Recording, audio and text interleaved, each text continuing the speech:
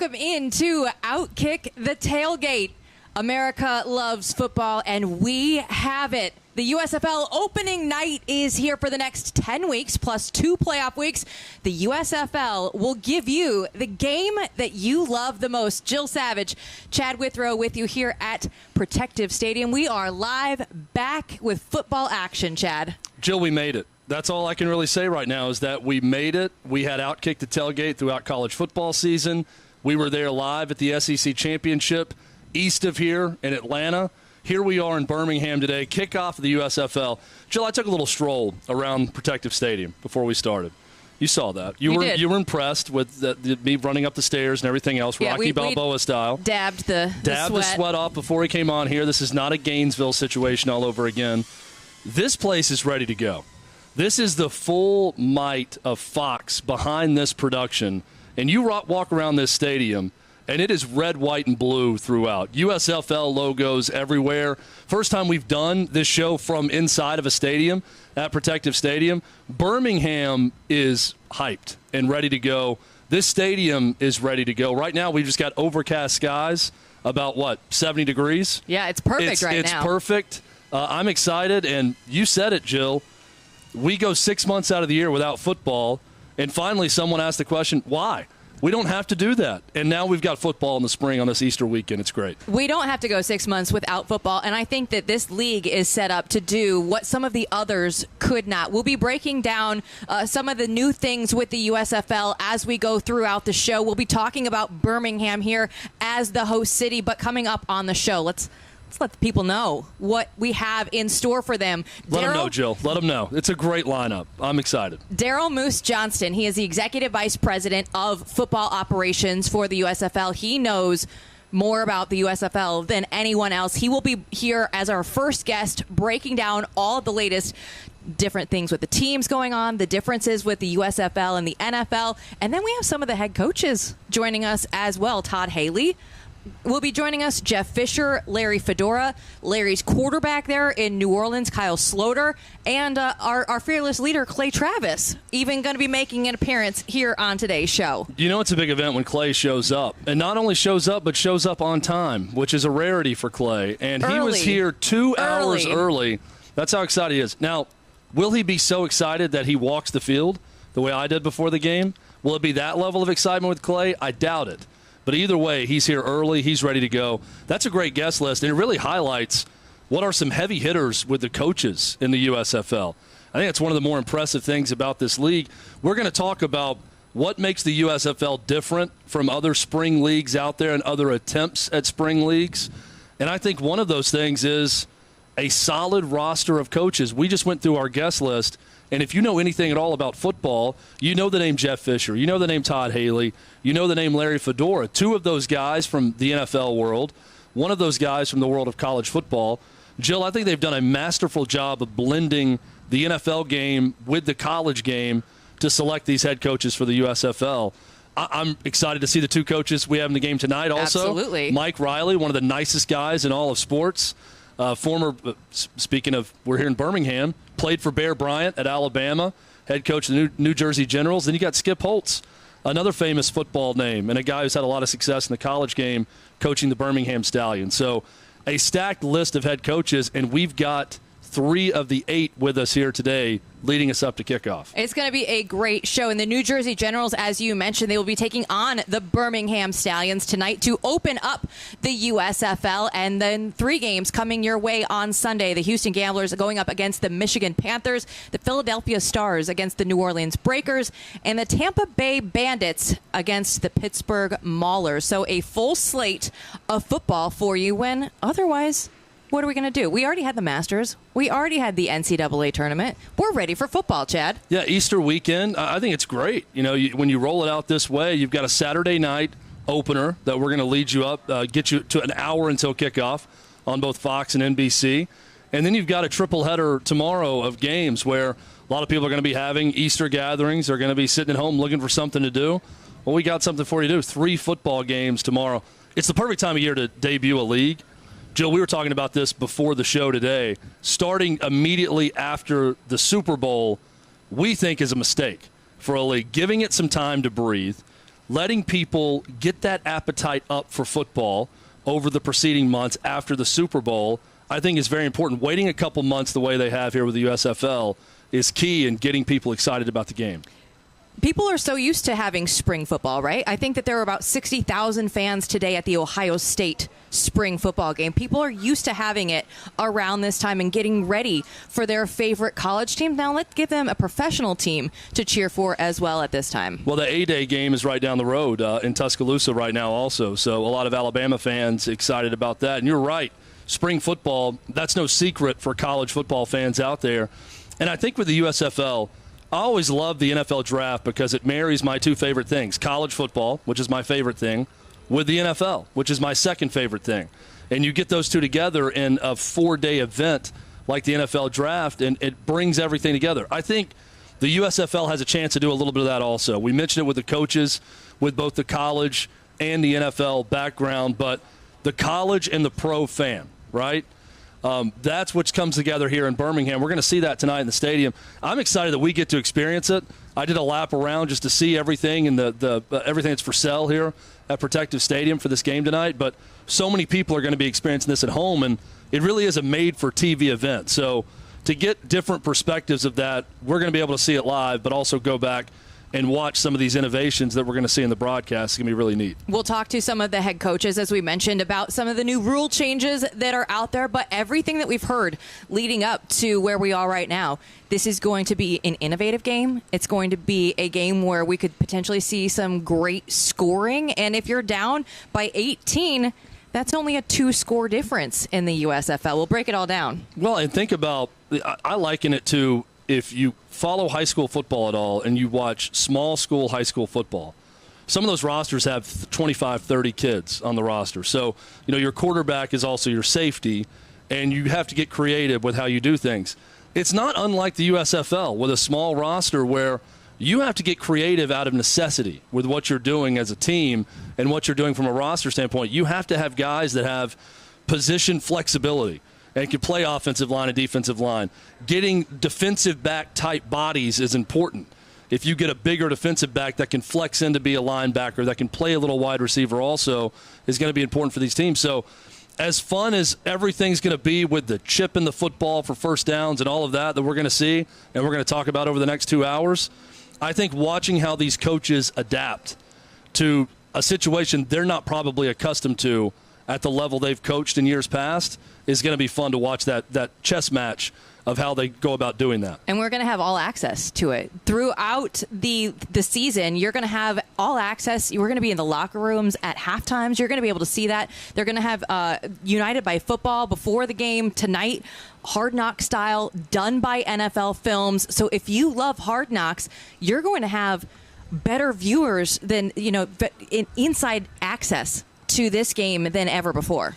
Jill's going to be able to call a play with one of these coaches. She's already said she's going to add first question for every coach. I'm going to go to Mike Riley on the field before the game. I know Mike a little bit, and I'll be like, hey, let's see that call sheet. Jill has been devising, since there's a rule that you can now legally throw the ball forward behind the line of scrimmage twice. I've been trying to talk to Jill, and she's been devising sort of a running back screen play where you get everyone out of position and you throw it forward to the running back, and the running back gets it and then throws it deep. She's going to pitch that play to all three of the head coaches here today. Maybe you'll see it in a game tomorrow. I don't know, but we'll find out soon enough. But not just the access, Jill. We were here when they were practicing the drone. We got in this debate the other day on OutKick 360. Is it a pilot or an operator? I don't know. Ryan Albanese, who's here with us, is a drone pilot. Pilot sounds cooler, so I'll say pilot. But the drone pilot was out here with the camera drone that's going to go behind kickoff. And we saw it in the practice game. We can talk to Jeff Fisher about it, who's a part of that. And then it rotates around and is behind the ball carrier on the kickoff return, which is going to be really cool to see. But you're right about the access. You're going to go inside the locker room pregame and halftime. You're going to have sideline reporters interacting with the coach during the game, broadcast booth interacting with the coach during the game, 2 mics on players for each team.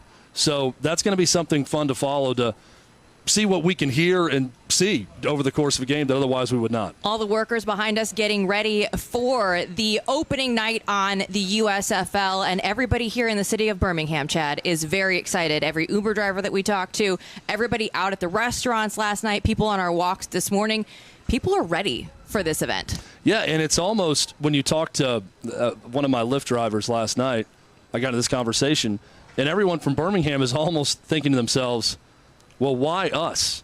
And not in a bad way. They're thinking of all the places the USFL could be. How could we be so lucky to have every single game and every team here throughout the course of the season? So I think Birmingham is excited about this opportunity. They're going to get some commercial spots on national television for hosting as well. And to have, we're going to talk about Birmingham Stallions, this helmet over here, by the way, and New Jersey Generals, which this is my favorite logo so far that I see with this helmet. We're going to talk about these teams, and we're going to talk about in terms of, Birmingham is the home team in the home market, but it's a home game for everyone in the USFL, and Birmingham is that home. And I found everyone here to be very excited about the possibilities of what this league could bring. Everybody's excited. It's football, Chad. Everybody is always going to be excited. It feels like we just hosted a show together, Jill, and now we're back. December to April, those 4 months, my math is bad. Those 4 months can feel like an eternity, but now we're bridging the gap. Now that we have spring football here with the USFL, we're bridging the gap, getting closer to fall, but now we have 10 consecutive weeks of regular season football starting tonight. You give America more of the game that they love, and they will tune in. Coming up when we come back, USFL Executive Vice President of Football Operations, Daryl Moose Johnson. He is right over standing next to us, so we're going to go ahead and take a break, get him on set to break it all down next.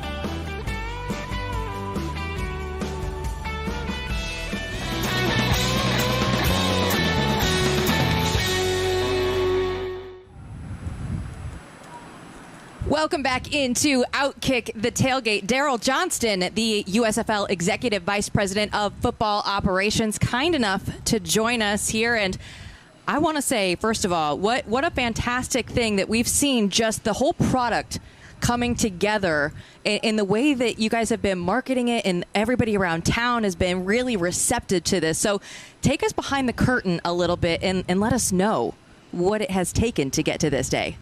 It's been a really heavy lift by all these different people that we worked with. So there we go. Doug West, who has over a decade in operations in the NFL, Jim Popp, decades up in the CFL, Brian Woods' vision, just a number of people who have gotten us to this point. In the other two ventures, whether it was the Alliance or the XFL, they were, just inside a year when they really started to have the plan put in place. We were about 5 months. So what this team has done over the last 5 months is pretty amazing. And we've had those days where you got to celebrate the small victories and know that it's not going to be perfect yet, but let's just keep growing and building. And it's been really, really fun to watch everybody put in really long, hard days. Getting it to this point, the city of Birmingham, kind of growing as a relationship and a partner through this whole process here at the BJCC with Protective and everything we've done with the hotel being our hub model. So it's been interesting to watch. There are several things that are going on. I mean, just tonight, it's pregame meal. The teams are eating together. I mean, they are coming down the center and then breaking right and left. The New Jersey Generals and the Birmingham Stallions. I mean, how many times do you see pregame meal being shared by the opposing teams right before kickoff? I kind of love that. It was very cool. And it's cool to see, it's a complex. When you walk through the Sheraton, through the Westin, I mean, USFL signage everywhere. You walk through the lobby, you got players and coaches interacting with each other. And, Daryl, you're remarkably calm right now for the start of this. And I think that's probably a good sign. As I look around the stadium, it looks as good as it does. But you seem to have a calm about you as you go into this process, ready to get this thing kicked off tonight. Yeah, I know our partners are really good at what they do. If you're talking about watching professional football, it's America's Game of the Week and Sunday Night Football. And we've got both Fox and NBC here, showcasing our league. And I mentioned the people behind it building the football side, the collaboration to get the draft put together, our scouts building the pool. We had over 1,000 guys in our draft pool. We had 8 really, really good team directors. We call them team directors, but they are a little bit of ops, a little bit of GM role, personnel. They've been fantastic. So, building that draft pool, going through the draft process, getting our football component where we want it, coming here to camp, going through camp. Our 8 head coaches have been fantastic. We've asked them to do so many different things and really stressed them. Practice time, logistics, getting to and from. I mean, there's so many things, and they've just embraced it. And they're the ones that get that message down to the players, and they've been receptive.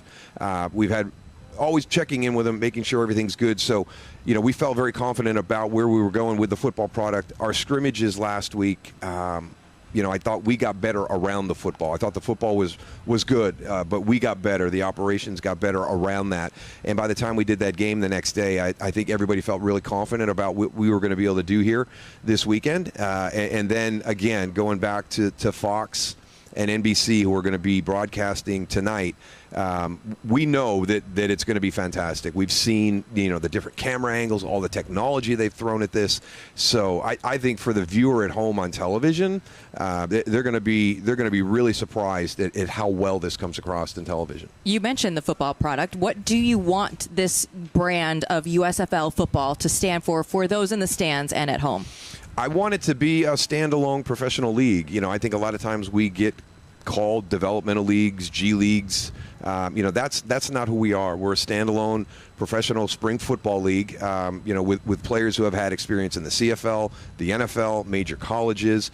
Everybody's got something that's got them to this point in their football career. What is your why? That's one of the big things for me, is trying to find out what is the why for these guys. Do you want to get back to the NFL? Is that what you're trying to do?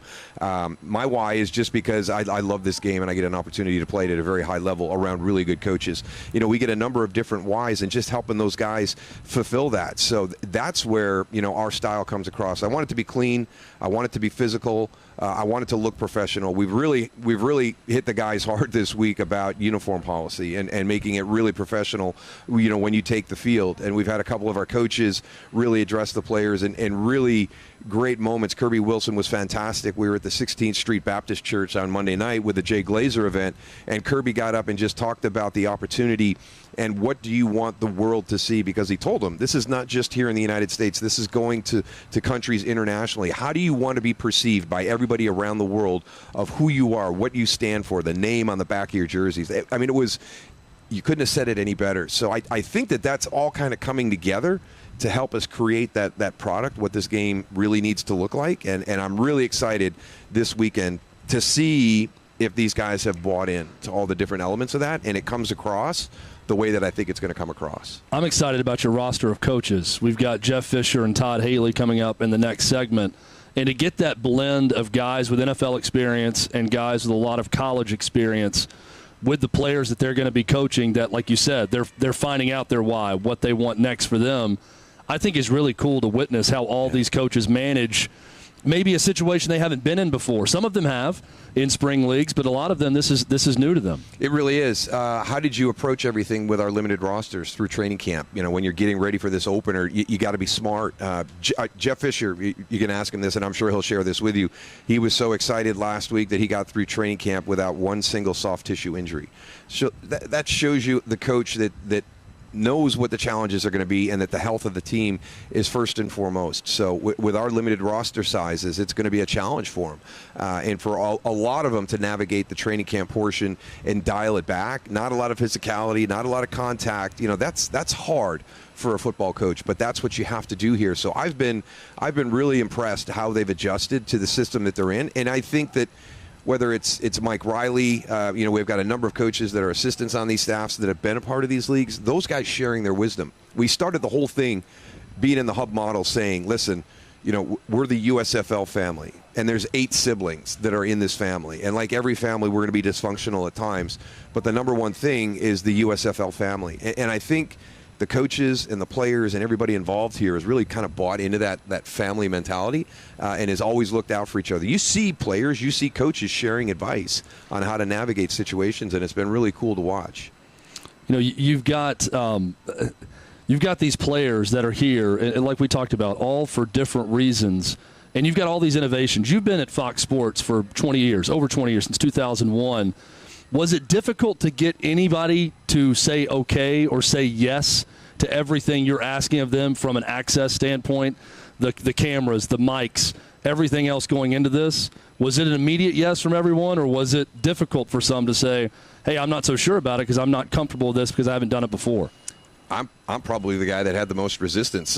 Really? For them, they wanted as much access as we would grant them. But I've always held that sacred. The locker room is a place where I've always struggled to have cameras because that's a place that you earn the right to be in. And only those people that have earned that right to be in there should get to experience what happens. So, there's a portion where we allow the cameras in, but, that time when it's all about the player and the team, those are very important times for me. And I had a little bit of an issue, and I really struggled with granting all this access.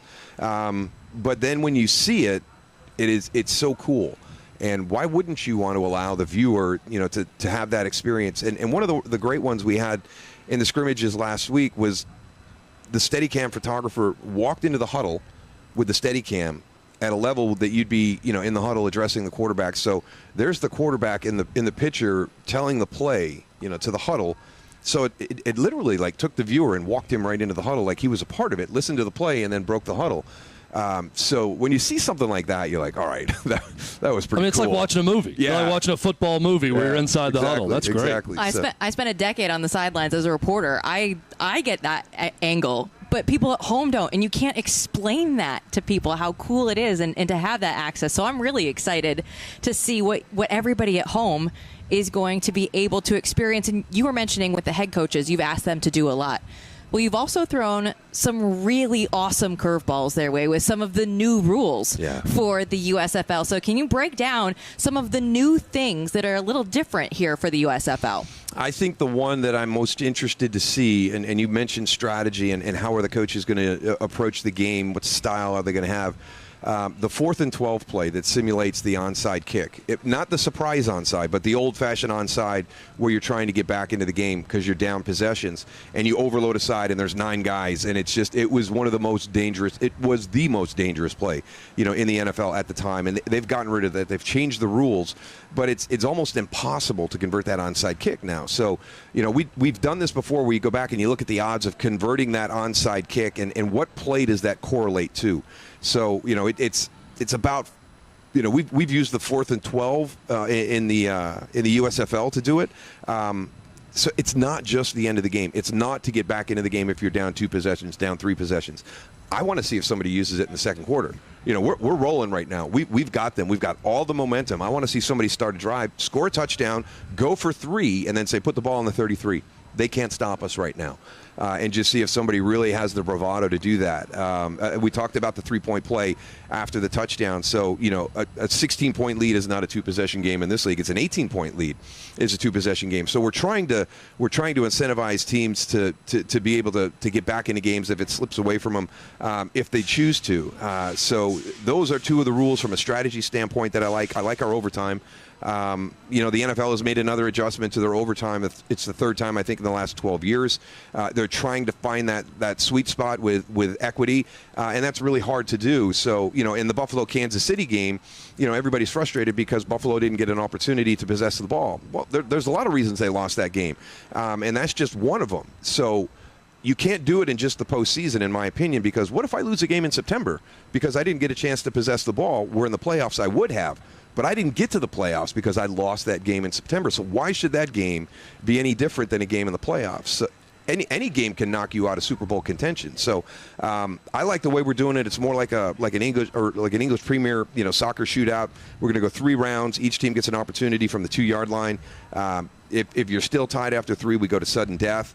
So I really like that. I think it does create the equity, and again, it's kind of pace of play. And then Mike Pereira's got a few that he really likes.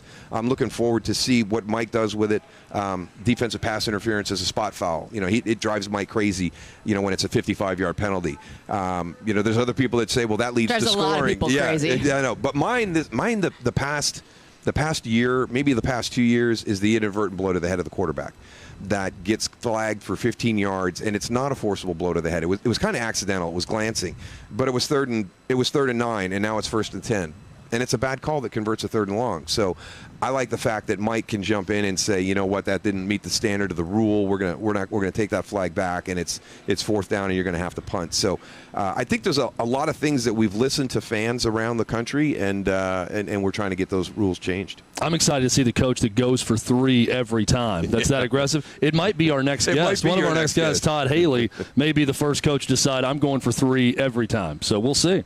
Going for 3 and 4th and 12. That's right. Just keep it going. Really appreciate you coming by and stopping by our set and bringing the USFL here for everybody in Birmingham and just giving us some more football. This is what everybody needs, is more football. Absolutely. And I heard you talking about it before I came on. I love the window in the calendar that they put the game. I agree with you. The March Madness, the Masters, those are tough things to go head to head. Get it out of the way. Yeah, get it out of the way, and then let us come in and fill that void all the way to the 4th of July. I think it's a perfect slot for this type of venture. Well, when we come back, we will have 2 of the head coaches from the USFL, Michigan coach Jeff Fisher and Tampa Bay coach Todd Haley, on our set here at OutKick The Tailgate.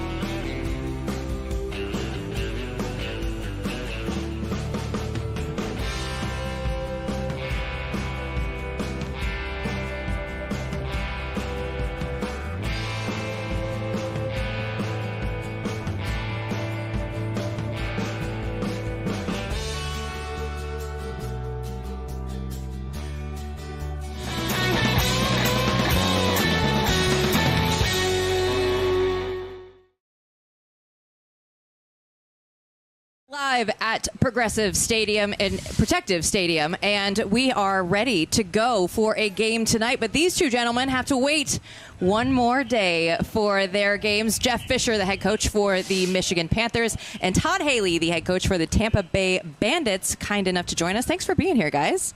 Well, thanks for having us. Yeah. This is great. What is it like the day before your game?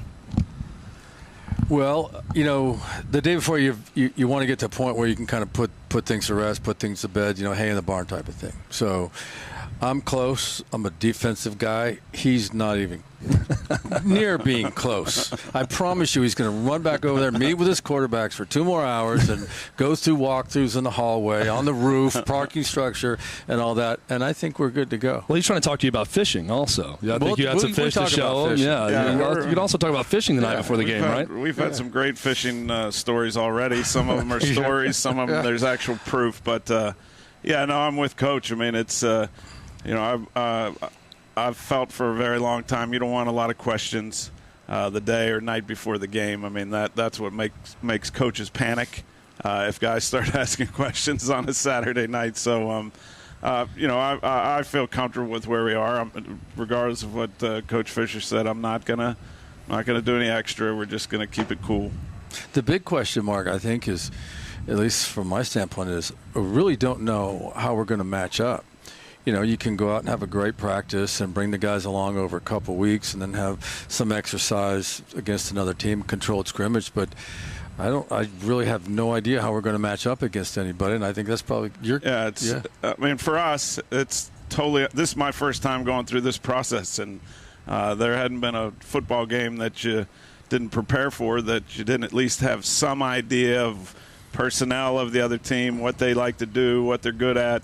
This is totally unknown. So. In addition to, we don't know if we're any good. Yeah. Well, we're undefeated right now. Yeah, I don't know my how division. Everyone's undefeated right now. So are you. So and maybe, Coach, your buddy Bart Andrews may have a bit of an upper hand, having the experience in spring leagues with limited rosters. You guys have an NFL background where that's not always the case. You have some flexibility with that when you know what you're doing because you've done it before. I'm not saying you guys are at a disadvantage, but he's done that before. Well, yeah, and coincidentally, he was talkative and Mr. Chitter-Chatter for, a month leading up to the time we got here. As soon as we got here, I hadn't seen him. He's keeping secrets. I haven't seen him either. Yeah. So, it's been crickets all the way around. Yeah, it is. Go ahead. No, I was going to say, I heard you say already in this process with the USFL, this is some of the most fun that you've ever had. Yeah, it really, I was excited about it coming, but I didn't have expectations. Again, it's being something totally unknown to me. I was excited that guys like Coach Fisher and Moose Johnson were involved, and Kirby Wilson and some of the guys that I've known through the years. But it's really – I've had some meetings that I went back to the room and called my wife and said we had the best offensive meeting. Like I had chills, But I'm getting to be a head coach again, which is fun. And, I've been through it once. I always felt like you'd be a lot better the second time around. It's fun to sit in the back of the room and just critique everybody or sit out on the field and critique everybody. I got very good coaches that I'm excited about that are doing a lot of the heavy lifting. So I'm getting to do what I love, interact with the players and kind of sit back and see the big picture, and that has been tremendously enjoyable for me. Now, does it translate to wins? That'll be the big question. Well, you said, I know you've been coaching a little bit of high school football. You said you're now a conservative play caller. You're no longer an aggressive play caller. Is this true? I know you don't want to give away any secrets right now to this guy, but are you now a conservative play caller? Out right now. I'm a terrible golfer. I'm a terrible ping pong player, and I'm a terrible pool player. And he left play calling out. He can call plays. Trust me. That's called the hustle. Okay, that's right. Some of the new things that we're going to see is a 35-second play clock. Everybody's going to be out there and maybe using some up-tempo and getting that really going so early in the game. When you look at this, how have you had to adjust and kind of obviously we were talking to Moose Johnson, and he was saying the 3 points are now possible coming in after you score a touchdown. There are some different wrinkles here for the USFL. So how have you adjusted to that as a head coach? I'm I'm kind of feeling my way through it, especially with the three-pointer because, 4th and 10 from the 10, advantage Coach Fisher right now. Obviously there'll be some situations where you have to try to get it, but I'm going to just feel my way through some of those situations. The play clock, I've always been a big believer in going fast, getting up to the line, whether you're huddling or not. So, that's just a lot of yelling at practice. Hey, get in and out of the huddle. Guys want to try to get in a fight or something, like, get in the huddle, get out. We got no time for this.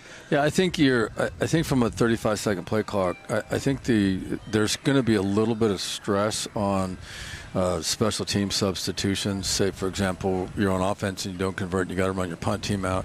Well, when you're subbing a big group of guys back and forth and you have a running clock and then maybe somebody just didn't make it because the guy ahead of him was banged up and we didn't communicate to it, so I think we'll see a little bit of that. But beyond that, I would be surprised if we have any issues offensively. Also, you're down way, in tight to the red zone or backed up and you're trying to sub. It's a long ways. Yeah, it's a long way for big guys to try to run. So much of this league is a made-for-television product in a lot of ways, bringing football, back to the spring for people to watch.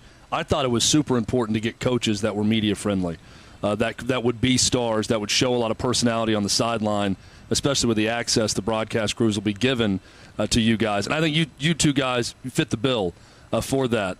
Was that something that was easy for you to say yes to? We just had Moose on, and he said I was the one that was the most reluctant to say yes to all the access, even more than the coaches.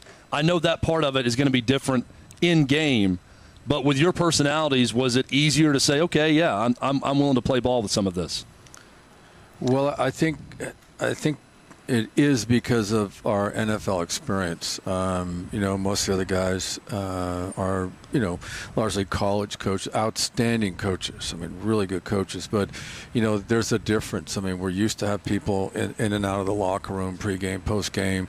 You're used to interacting, coming out at halftime or going back in, all that kind of stuff. So you're used to Hard Knocks. Yeah. You can't shut the media out like the college coaches do. With Hard Knocks, yeah. Yeah, we'll let the listeners decide what that common thing is. But that's why we're here. Thanks to Hard Knocks. Thanks, Hard Knocks. Is that good? Yeah. Thanks a lot to HBO. Hey, this is a Fox production, so we can call it HBO all that we want. That's right. It's funny, too, because I hear that and I think, well, the college coaches have the right just to shut out the media altogether if they want. You guys never had that ability in the NFL. I'm sure you wanted to at times, but never could. Yeah, I think, for us at least that have gone through it, and I think what Coach was saying is just, it's somebody in your locker room. Can NFL films come in? Can they film your talk? You got all these things you're dealing with, and you learn, much like I do having 5 kids at home, you learn to just shut out the chaos. And I think that's what we'll be doing is just shutting out the chaos. And if a Hard Knocks situation comes around again, yeah, I'm up for it. We'll see. Yeah. We've had a good time the last few years. So the thing that's going to be interesting is if we're asked a question during a play call or between plays and things like that by somebody other than someone on the coaching staff. So if the game announcer, the play-by-play guy checks in and says, "What are you thinking here? What was the reason? Are you going to do that?" Then we always have the right to act like we don't hear them. Yeah, right? Yeah, we can. Yeah. What if see? This would be the thing that I think about all the possibilities with this. I'm thinking, what if you're having a hard time hearing with everything going on? You're talking to a player over here, someone's talking in your headset. There's a lot of chaos going on, and Joel Klatt on the broadcast is asking you, "Hey, Coach Fisher, what are you thinking on this play?" And you think it's one of your coaches talking to you, and you respond to him like you would the coach that's questioning something at that point, and not the announcer because you don't know that it's Joel Klatt. I'm here for it as a fan. I want to see those types of moments. But that, to me, would be very, very difficult if you're coaching and you have the headset on. Yeah, I think it's going to be, if we handle it appropriately, like, hey, hold that thought just for a second until I take care of this. But we'll work it out. We've been adjusting since we got here, and we'll work it out. I'm looking forward to a one-on-one with Mike Pereira, that's for sure. I'll go on the record now. I want to make sure he knows what he's looking at. We had him on this week, and, he is a one-man crew. Only once? He's got only once. Oh, wow. And he's got one person in the room in L.A. that he's going to be in, and it's him making every call and talking through it live on the broadcast. guest. Yeah, so it'll be good. I mean, he did a great job with his coaches and the players, explain the rules and the differences, and kind of just a philosophy. Sportsmanship's important to the league, and so on and so forth. And Mike was one of the early ones to address it and tell how it's going to be enforced. So yeah, everything's buttoned up. We're just kind of waiting for the kickoff now. Mike Pereira was saying that he wants only clear and obvious fouls to be called for the USFL. As head coaches, you have to be thinking, okay, this is kind of music to our ears, or no? Well, yeah. I mean, it works both ways, but nobody likes to see a ton of penalty flags thrown. I mean, when it's for you, it's great, but in general, I think people want clean games. I was going to say the one funny Mike Pereira thing, because I've obviously had to deal with a lot of the guys that worked for him for years. He said he was thinking about having a way to call from L.A. into the head coaches, and then he realized I was here. Yeah. He decided against it at that point. It was a good idea, 100% behind, then he changed his mind. Yeah. I love it, though, when some of the rule changes with the defensive pass interference, it's not going to be that 55-yard spot foul anymore. You're going to go back to 15 yards. When you look at that, unless clear and obvious, and it's intentional. Yes. So Mike's pretty good at that's where I can cover his backside, because he can make on occasion some things subjective. But no, it is. We think it's a great rule. Yeah, because those are game changing rules. And there's been some other instances with regard to the rules where he's kind of morphed and combined the college and the NFL rules, and that's the inside of 2 minutes at the end of the first half, end of the game, where the clock's going to stop on a first down. So, as we're installing 2 minute, in the preparation things, it changes things. So overall, I think the rules are good. They're from a special team standpoint, the emphasis is player safety. That's why you're seeing different changes in the kickoff. The kickoff is going to be really exciting, particularly because they're all going to come back. And, it's not like these guys are going to bang the ball in the end zone and your track team's going to just slow down and turn back to the bench. These balls are coming out, and there's going to be a distance between the cover guys and the return man. So, hold on to your breath. We hold on to our breath as far as the kickoff returns are concerned. How exciting is that for you, a guy who returned kicks back in the day, to see guys returning kicks again? No, there's a difference between this kickoff and returning punts. And returning punts, you have complete control over your decision. You throw your hand up. Okay, the kickoff, this ball's in play, you got to run. And so, there's going to be some big plays in the special teams game. Coach Fisher was the last one in as the group of head coaches and the first one to draft in the quarterback round. And you got Shea Patterson, a really well-known guy there from the state of Michigan, there for the Wolverines, and you being the Michigan Panthers, it seems like a very good fit for your program. It is a great fit. There was a great deal of enthusiasm, the night of the selection, and since then. And then, what's been fun is watching. We didn't stop there. We also got Paxton Lynch, and I think the listeners are familiar with his history. So, there's been competition throughout, and it's been, despite the fact it's been a short camp, and we really haven't had a lot of reps. We're going to go with Shea, and you're going to the viewers are going to be able to watch Paxton here and there. So Shea is he's a special young man. He's very, very talented, and he needs an opportunity, he needs some reps to show people what he can do. When you were going through the quarterbacks, Coach, as an offensive guy like you were you? How do you go through that process? I know it's not as much time as you normally would have for a draft, but getting ready for the quarterback-specific draft part of the night with those first 2 rounds, what was that process like for you? Well, I got a great GM director in Joey Clinkscales, who's here with me. My father drafted him with the Steelers out of Tennessee in the 80s. We worked together with the Jets for a very long time as scouts together. Then I became a coach. But, we just how important that position is. There's some very critical positions on the field, left tackle being one of them, outside rusher being one of them. So, that was really our focus. Really excited to have Jordan. Great kid, big, strong, can throw, smart. Our backup, Brady White, he's really impressed me. And I think the point I'd like to make is just, whether you want to say it's COVID, whatever the situation is, I look in my room and I'm like, I say there's more than a handful of guys that, at least in my experiences in the NFL, should at least be competing for a spot. And it tells you how hard, number one, it is to make it in the NFL, and number two, that these guys have great passion for trying to continue to play the game they love. The NFL draft is coming up, and when you're in that situation, you have a certain number of picks through 7 rounds, but you already have a team in place that they're going to be added to. When you guys had your draft this year, you were starting from scratch. What was that process like, just knowing that you had to go and construct an entire roster? Scary. Yeah, you don't have anything to start from. You don't identify needs. It's just that you need everything. You don't have anybody. So the need is a team. You needed a team. And then fast forward, 3 or 4 weeks later, and you get them in the room, and one of the first things I asked them was, "How long has it been since you guys have had teammates?" And that was a cool thing, because everybody's back together awesome. with teammates. And now you get a month into it, and it's a close group. They're all kind of unified for one goal, or two rather. That's one's to win games, and that's to be able to show what they got. It's a close, tight-knit group in the locker room with not a lot of guys, not a lot of numbers with coaches also. And you are two coaches that have a ton of relationships across the NFL over the years. You guys are buddies. You've got friends all over the league, guys not in coaching, guys currently coaching.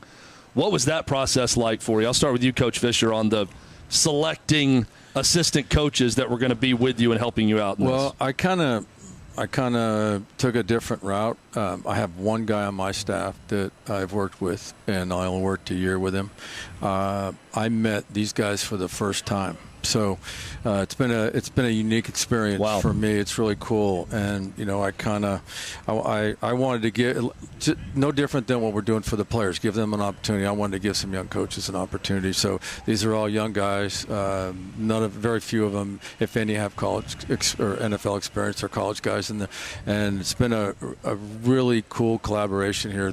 Them trying to figure out what I want, and then I'm trying to figure out what they've done before and how they want to do it. So thus far, things have gone pretty well. And big thing is they're teachers. Every coach in this league on every staff is an outstanding teacher. Coach Haley? Yeah, I kind of went the other direction. I thought in a shortened, quick process that the more I had guys that knew each other in different spots or connections and trust and those things. So, Carnell Lake and I worked together for 6 years in Pittsburgh. I coached Pepper Johnson. Pat Perlis and I were ball boys, with Tom Moore driving us to Three River Stadium on Sundays in the 80s. And then they all know each other. Frank Gans, Bob Saunders. I was with Bob in Cleveland, know his dad very well through the years.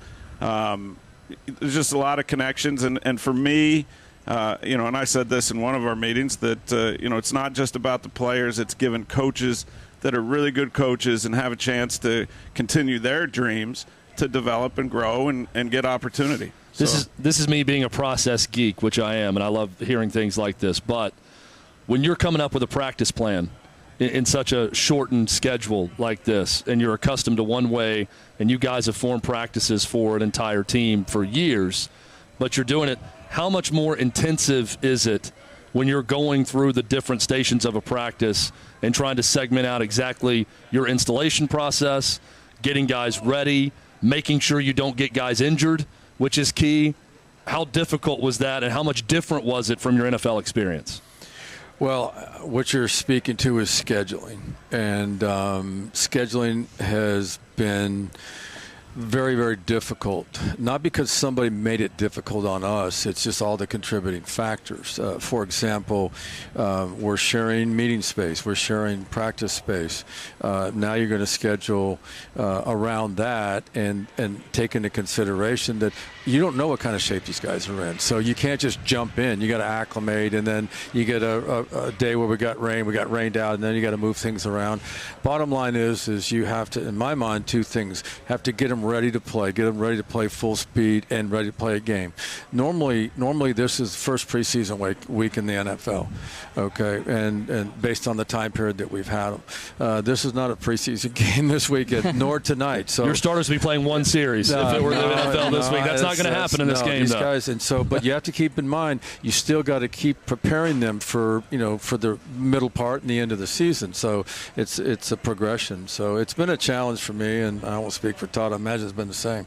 Yeah, it's a challenge. I mean, when you're we're all in the same hotel, and you become pretty close with the team. In my case, it's Birmingham and Skip Holtz. You try to make friends with him pretty quick, so that when you need a favor, you can get one, and you can give it back to him when he needs it. But I mean, in the lack of numbers, I mean, we're used to having 90 guys going into this first game, like you said, that would normally be a preseason game.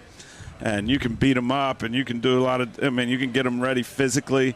I think that's the biggest thing is if you try to overdo that, is it going to pay dividends? Maybe in the first couple games, but in the long run, like Coach said, I don't know. So it's a work in progress, and I came into this saying I'm staying fluid, I'm staying light on my feet. And I think that that's held true to this point. The last one before we get you out of here. The field is painted. The lights are on, not as head football coaches, but just as football fans. What is tonight going to be like? I think it's awesome. I mean, I come in here and I've been really, really impressed with the stadium, with the setup. Now you see it start to really come to life. The fans come in, the teams come out. I mean, that'll be, we heard the national anthem, what Coach was talking, they're practicing. So I think it's just I didn't have expectations coming here because I hadn't come and looked and didn't know exactly how the setup was going to be. And I mean, this place and what they've done, I mean, it's awesome. I'll just say it has a fall feel to it right now. So even though the temperature, the sky, it does have a fall feeling to it. It really does. I've never coached a game on Easter. Don't tell me where we are. It just feels like fall. Hey, instead of trading players, have you guys traded meeting rooms yet at the hotel? Has that been done with the coach? You said you made friends with Coach Holtz. Oh, have you been able to swap meeting room times when you become friends with the coaches? And Coach Holtz, I mean, he's got everything mapped out for the next 10 months probably. So, I got to make sure that I'm not upsetting him in any way. And, yeah, we're exchanging meeting rooms. I mean, it's a lot of texts of, hey, when are you meeting today? And then working around whatever. So I'll take Magnolia Ballroom B if you give me Camellia C tomorrow. Exactly it. That's what it is. I'm sure it is. Yeah, but then keep in mind, Bart Andrews went silent. he went off the grid. We don't even know if Bart's in Birmingham Are you in right there? now. Knock on the door. You guys in there? He may be in Montgomery for all we know at this point. I have not seen him. You're exactly right. Guys, thanks so much for joining us here, and we're excited to watch your journey throughout this season. Thank you for having us. Thanks for having us. Thanks so much for doing this. Appreciate it. All right. When we come back, OutKick founder Clay Travis will join us live here on OutKick The Tailgate. Appreciate it.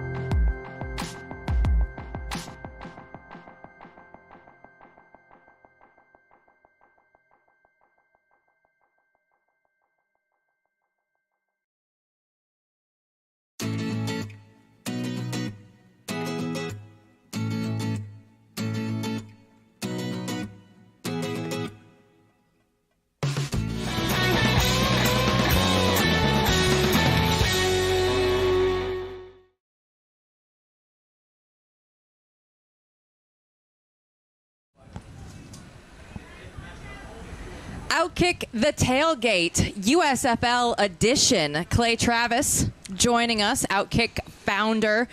This is a big night. I think it is going to be a really cool night. Birmingham in general is super great sports town. If you look at the numbers on typically who ends up watching big-time college football games, on who ends up watching so many different NFL games, and you take away the cities that are involved themselves, Birmingham's always at the top of the list. And so I think they picked a really good town that is going to support football. As we know, Auburn's not very far away, and Alabama's not very far away in a substantial way. And I'm excited to see kind of how it goes. I mean, it's a fun experiment. There have been a lot of opportunities. I like the timing of it. Giving people a couple of months to get over the NFL season ending. And then I think there's going to be a lot of dads and moms sitting at home Saturday before Easter that are looking for something to be entertained by. And the fact that this is going to debut on Fox and NBC simultaneously tonight is a monstrously big deal that I think is going to lead to some pretty big early numbers, which we've seen before. And then I think the question will be how much staying power will they have. I like the way they're finishing it because they're finishing it in the summer. And I don't know about you guys, and I know most people who are football fans, by May and June and July, you're just desperate for football season to be back. And so I think it's going to do well. I'm excited to see exactly how it all shakes out. It's a sports desert, right? Yeah, April, May, June, unless you're a huge Major League Baseball fan, can become a bit of a desert. Or You've got NBA monster, playoffs, NBA NHL fan, playoffs. But usually the early parts of the NBA playoffs don't usually have very much upsets. But there's also something, Clay, that just feels clean about Easter weekend to 4th of July weekend. Yeah. When you look at it in those terms for the season, and you mentioned it, we talked about in our first segment, not starting immediately after the Super Bowl. Yeah. Right? That's the mistake other spring leagues made, where you go into it and the thinking is, well, football never ends. That's the promo you're using. It's going to go right back into it. But the drop-off from Super Bowl weekend and Super Bowl Sunday to the next week when you're starting a spring league can be severe. Yeah. So giving it some time and building that appetite is key. Yeah, I think, and also Fox owns this league. Yes. So one of the big problems with spring football in general has been getting distribution and commitment. Figuring out how do we get our product out so as many people as possible can see this. I think it's almost, for some people are going to say, oh, XFL, old school USFL. I think that's the wrong model in your head to think about. Think about the UFC. The UFC is 100% owned by the UFC. The WWE is 100% owned by the WWE group and the shareholders. What's going on here, Fox is going to own this league. And so they've got the network to distribute it on. You can see around here the games are going to be on Peacock, USA, well, they've got NBC, the cooperation with NBC FS1 also. And Fox. Right, yeah. Because NBC, I think, also recognizes the idea is out there to have a great deal of demand. And it's kind of to your point earlier, what else is NBC putting on from a sports perspective right now? Nothing. So if they can find a bridge between when, let's say, the Masters ends and then taking it on up to football season, it's kind of a nice opportunity for them, too. So I think that's what distinguishes this league. Now, what we don't know, and I don't think anybody knows, is what is the quality of the play going to look like? Yeah. We'll find out tonight. Yeah, we'll find out tonight. And I don't think the coaches know. You were just talking to a couple of them. It's hard to judge. They were very honest. They have no idea what to expect from any team, including their own, they said. So I mean, I think that's the most honest answer you can give.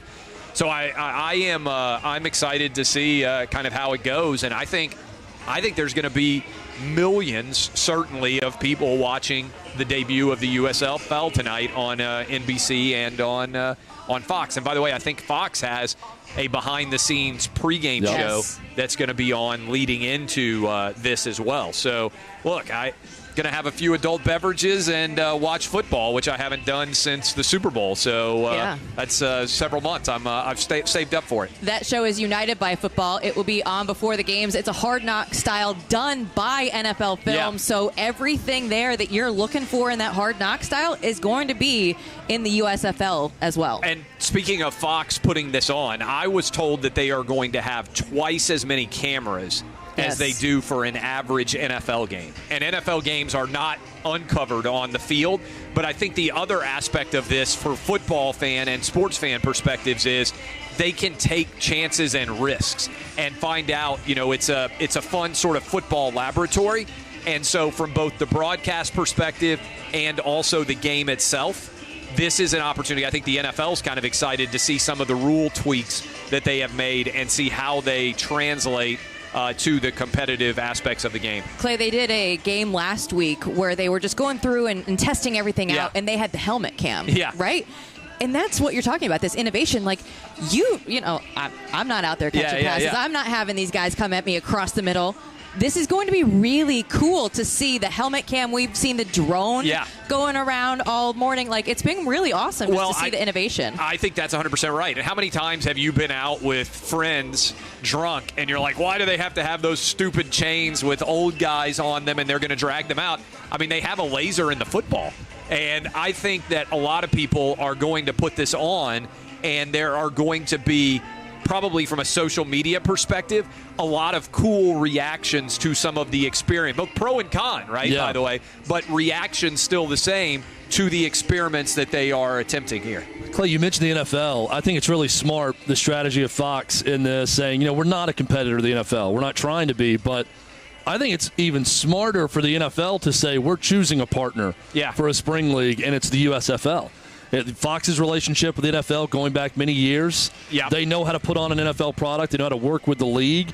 I've always thought that it'd be a great benefit to the league to have a feeder system, to have their very own official spring league, minor league system, however you want to say it. You could assign 4 NFL teams to each of these 8 teams that help draft it, and that's part of their farm system when they're calling people up because of injury. There's a lot of possibilities there with a partnership. I think particularly for quarterbacks. Yes. I mean, if you remember back in the day when they had the World League of American Football and the NFL Europe and everything else, I mean, and even the XFL in the short-lived tenure that it had, there are guys that you need to get reps. I mean, Kurt Warner may never have become an NFL player if NFL Europe doesn't exist. And so there are some of those young quarterbacks that it's hard to get a read on from a practice. You don't get those live reps.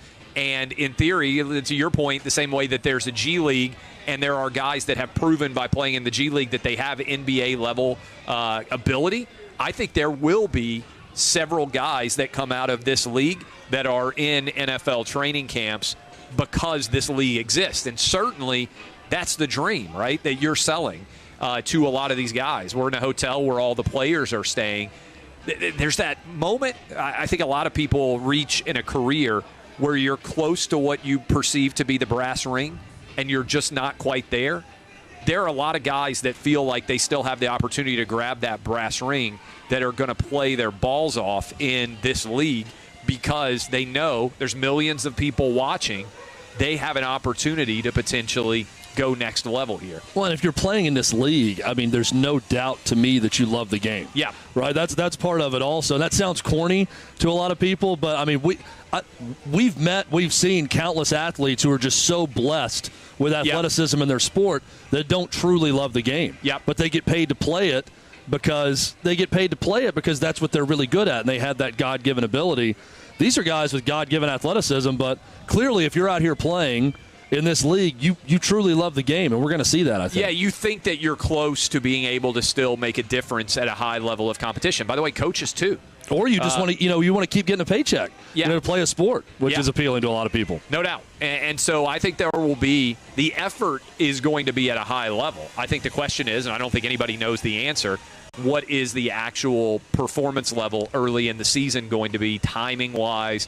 What will the getting lined up correctly and everything else. I think there will be aspects of that nobody really knows what to expect. What's the worst/funniest thing that could happen with all the access Fox, the broadcast, will get to the coaches, where the broadcasters can go into the headset and ask the coach a question? I brought this up to Jeff Fisher, and I said the scenario I see is that with all the chaos going on, you're going to think it's one of your assistants talking to you, asking you about a play, and you're going to fire back at the assistant saying, who the bleep are you to question me on that play, and it's going to be Joel Klatt in your ear asking you the question. It's going to go live on Fox during the broadcast. That's got to be hard. If you're just calling a football game, coaching, and you've got multiple people here, that's difficult to begin with. but knowing that one of them is aligned to the broadcast, that's next level. Yeah, it's, again, the experimental factor of this. I think, well, one, I don't know that there's very much that could be said that would kind of blow people up because people know what the language is like on the sideline of an NFL game. Yeah. It's a little bit salty. And so I think, if anything, it's almost like in a NASCAR experience when you put your helmets on and you get the opportunity to hear a crew as they are talking. I think there's an element here that we'll have of that. I love it. You can kind of hear the drone, can't you? That's flying around. Yeah, I'm kind of. I mean, there's some early people on the field here getting ready, and kids that are excited as well. To again, I always think, Withrow, you grew up in Iowa, so I don't even know what the biggest it was. Hey, we had Kurt Warner, don't? Yeah, the bar. It was watching Field of Dreams on repeat. That was their sporting choice. They're updating that. The reason why I bring it up, I mean, I think about it from the context of if you're a kid in Birmingham, this is a pretty cool sporting event to get to go to. Yeah. Because when we were growing up, Nashville now, you got the NHL, you've got the Titans. There are a lot of different big events that go on. But if you're a kid growing up in Birmingham right now, you got Alabama and Auburn, which you travel to in Tuscaloosa or in Auburn. But in terms of being in Birmingham to be able to come and watch a cool sporting event, I think there's going to be a lot of excitement here. I think there'll be a lot of families in this crowd tonight. It's funny you bring that up. I got a text from my pastor at church today who said, saw what I'm doing and said, I grew up a Birmingham Stallions fan of the old US. I know this is a different league, right, but grew up in Birmingham going to games. Hey, Clay, the ability or at least the desire on Fox's part to make this a 2-hour and 45-minute game. Yeah. That's been very key from the beginning, is speeding up the process, shortening the play clock, making it 2 hours and 45 minutes. But you can buy one ticket on a Saturday or Sunday and go to 3 games. Yeah. If you're a kid. That's awesome for young kids in this area. No, it's no doubt. And to your point on the not as appealing to the parents to be there for 9 hours of football with kids, but the kids will love it. The 2-hour 45-minute thing, I mean, I would say Fox is incredibly good at putting on NFL games. And so you're dealing with a really talented crew that already is pretty much flawless when it comes to executing a lot of different games every Sunday and Thursday nights over the past several years as well, not to mention all the college football games. They know the intricacies of putting a game on television, what works, what does not work. And to the point that I was kind of blown away by is having twice as many cameras on this as they do for an average NFL game. Obviously, it's easier for Fox. That's the benefit of having everything in Birmingham, is they can kind of put their cameras and get them used, for multiple games, as opposed to having to be on the road for, 10 different locations or whatever they do for NFL weekends. But it is pretty fantastic. Larry Fedora is coming up next. When we look at the coaches that they've assembled here, it's heavy hitters across the board. Well, I think in the same way that there are going to be a lot of players that come out and have success and go on to the NFL, I think from a coaching perspective, a lot of success is just people believing that you're successful. And there will be some guys that come out and put together some really impressive performances with these teams and will get opportunities as a result that they otherwise wouldn't have. And so I think this is there's a huge demand for people who want to make a living in professional sports, football in particular. And the fact that there's never really been a successful minor league to the NFL hasn't made sense. I think this league has the chance to be it.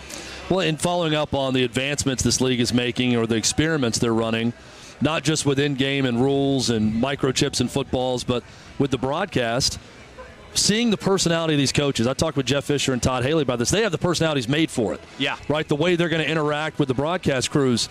This is a great resume builder for a Kevin Sumlin, for instance. Yeah. To see his personality. There may be an athletic director, if he wants to get back into college football coaching, that watches these games and says, man, I like the way he interacts with the broadcast. I like the way he interacted with his team. Things that you normally wouldn't really get a chance to see up close if you're watching an SEC game, for instance. Yeah, right. And, I mean, everybody, by the way, the players are all in a hotel together. Yes. I think that's another part of this that may surprise people. Like, everybody is here in Birmingham. It's almost like a summer camp feel in terms of everybody being physically located in the same venue that is going to provide its own interesting trajectory. It's also a little bit of like NBA All-Star Game weekend in the lobby. Yeah. There are tons of girls in the lobby at the Sheraton. Yeah. Last night I'm thinking, I really hope that these aren't the girls of Stallions. Well, they're Stallions. Birmingham Stallions or New Jersey Generals, because that could be a problem for tomorrow night's game. Yeah, I'm hoping these are at least Sunday participants. I don't know what the rules are on hotel room visits, but it is funny. Fraternization.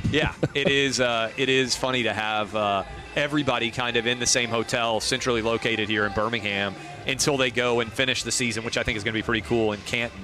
At the Pro Football Hall of Fame field. Yeah, we're looking forward to that. Thanks for stopping by. We appreciate you guys being here. We're excited. We will see you for the fall. for the game.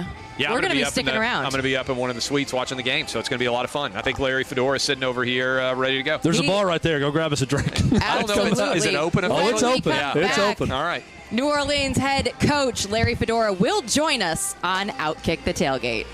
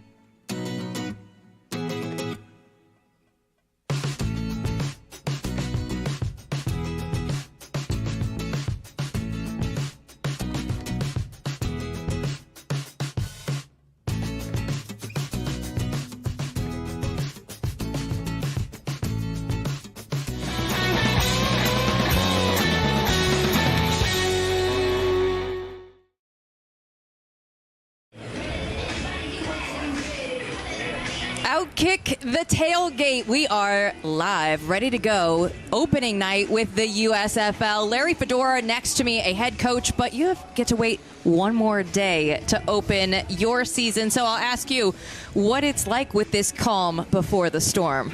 You know, this is the fun part. You know, you've done all the work. The guys have worked extremely hard. You know, your staff's put together a game plan, and now it's all put to bed, and now it's just wake up and play some ball. What has it been like? We've been talking throughout the show of everybody's living over in the hotel together. You guys are all like switching meeting rooms together and trying to get your schedule the way you guys need it. But now, you know, just to see kind of the camaraderie with the USFL. Yeah, so we've shared everything with the with the gamblers. That's been the team. We've practiced at the same place with them. We practice in the morning, they practice in the afternoon. Kevin and I have known each other for a long time. Yeah. You know, so meeting rooms we share, all of those things. So it's really been good. It just takes a lot of organization to make it work right. There's a lot of Conference USA in here. Yeah, there is a little bit. Yeah, there is. There's a lot of college versus NFL feel to this also. Who's got the advantage in the USFL? The guys with the strong college background, the guys with the strong NFL background in terms of adaptability to roster and numbers? Well, I would say the NFL guys have probably a better idea of how to adapt to the rosters, you know, because for us as colleges, you're working with 45 guys. You know, that's just one half of a team that we've been, practicing with. So that's probably been the biggest challenge for us, or for me as a college coach, is just learning how to manage that roster throughout practices. Is it fun working with these players? Because, you know, this is different from recruiting a guy to Chapel Hill and coaching at North Carolina as the head coach. You got guys who are removed from college, who in some instances may be removed from the NFL or professional football for 4 or 5 years, that either just want to continue making a paycheck to play football or hold on to the dream of playing in the NFL. What's it like coaching that group of players? Yeah, a lot of these guys are still chasing dreams. I mean, that's what they're doing. And, you know, every time I talk to them, it's about, hey, I want you to reach every dream and goal you can, you know, and I want to help you reach those goals.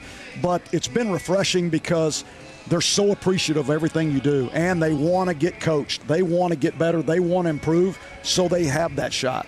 Well, and so talking with Coach Fisher and Coach Haley, they were very upfront and honest about the fact they don't know what to expect from their team or anyone else. We said, what do we expect tonight from a football standpoint? And they said, we don't know, you know, because it's hard to tell until you get out there and do it. How much of the motivation, not just for you, but the players, in terms of how they listen to you and your coaching staff, how they get ready, how they prepare, has been they want to get out there and show, right? You want to put on a show. It's about winning, obviously, and competing, but you don't want to go out there on national television and look like a fool. And I feel like there are guys that are preparing that way, right? Oh, yeah, they better be. Yeah. Because nobody wants to go out there after all the hard work you've put into and look bad. Yeah, you know? So, get bashed on social media in their first game, right? Yeah, and that happens. Yeah. I mean, that's just part of it, you know. But, no, these guys have prepared. You know, now they're into the mental part of it. It's, we're 24 hours away from our game or less than that, and now it's all about the mental plan, their personal plan. What do they have to do individually to peak at 3 o'clock tomorrow? Is there a particular rule change or rule in this league that you like the most, that you look at and say, maybe it's, you know, throwing 2 forward passes behind the line of scrimmage, maybe it's the 3-point play, it's the overtime setup? Is there something that you like more than the other ones? For me, I tell you, I really like the ability to be able to go for 1, 2, or 3. Yep. You know, so trying to put together all the analytics that takes, you know, for all the different scenarios, I think has been challenging, but I think kind of exciting at the same time. Since I have you here, can I pitch a play to you really quick? Yeah, go ahead. Yeah, you can call I want to see. I don't know timing-wise how you pull this off, because I know the logistics of allowing a defensive line through on a screen. Yeah. But I'd like to see some sort of halfback screen where you let the guys through, you pop it over the head. It's behind the line of scrimmage, but a forward pass where the running back can catch it, and you've got an immediate option to chuck it down the field to the right. That's the double pass that I want to see. Not just throwing it slightly forward on a screen pass for a double pass. You want to let the defensive line I want to let the defensive line, you know, you bait them in, they come through the quarterback. You got to have the quarterback to lob. You got to get Sloter to, you know, pop it over the head, running back. Now, I understand he's probably going to have someone coming in there he's going to have to avoid, but if that running back, you got the guy with the skill set, coach, that can catch it and fire immediately, I'd love to see that play attempted. Okay.